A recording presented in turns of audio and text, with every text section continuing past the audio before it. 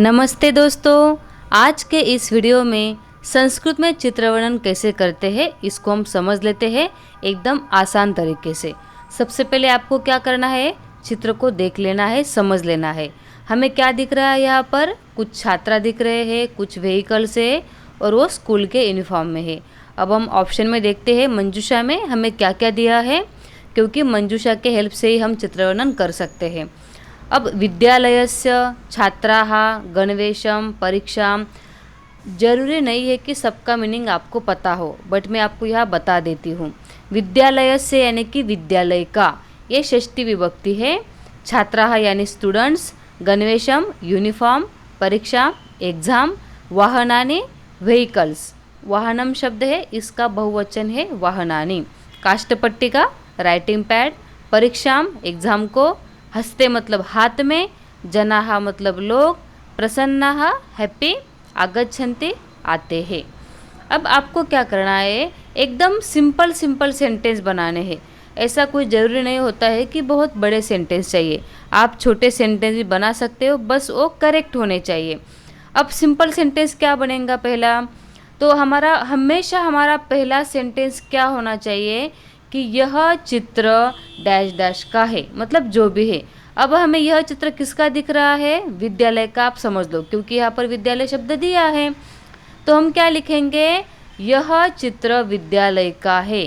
तो इसके लिए क्या होगा फिर, हमेशा हमारा पहला सेंटेंस क्या होगा, इदम चित्रम, यानी कि इसका मीनिंग होता है यह चित्र। मैंने नीचे सेंटेंस भी दिए हुए हैं। तो इदम चित्रम, इसका मीनिंग क्या होता है, यह चित्र, फिर आगे विद्यालय का है। तो हम क्या लिखेंगे, इदम चित्रम विद्यालयस्य अस्ति।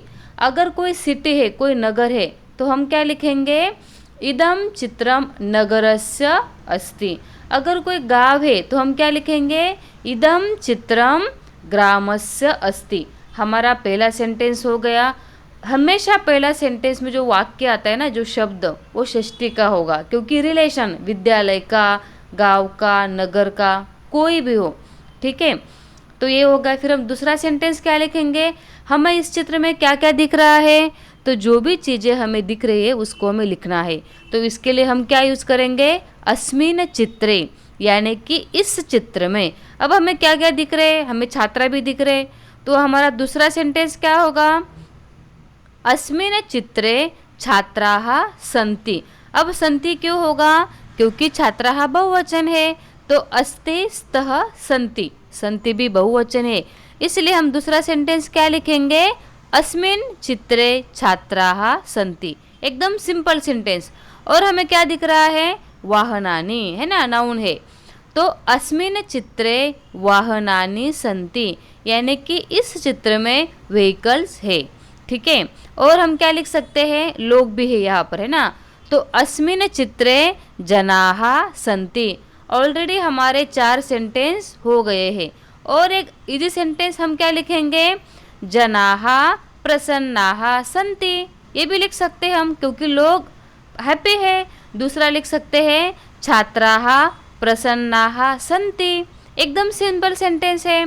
और हम क्या लिख सकते हैं, छात्राः आगच्छन्ति, यानी कि छात्र आते हैं। हमारे 5-6 सेंटेंस तो ऐसे हो गए, एकदम इजी। उसके बाद हम और क्या लिख सकते हैं, छात्राः गणवेशम धारयन्ति। और लिख सकते हैं हम छात्रायाः, यानी कि छात्रा का षष्ठी एकवचन, छात्रायाः हस्ते काष्ठपट्टिका अस्ति, यानी कि छात्रा के हाथ में काष्ठपट्टिका है। मतलब हमने बहुत सारे सेंटेंस बना लिए हैं, या हमने दिए हैं, आप देख सकते हो, ठीक है। एकदम सिंपल।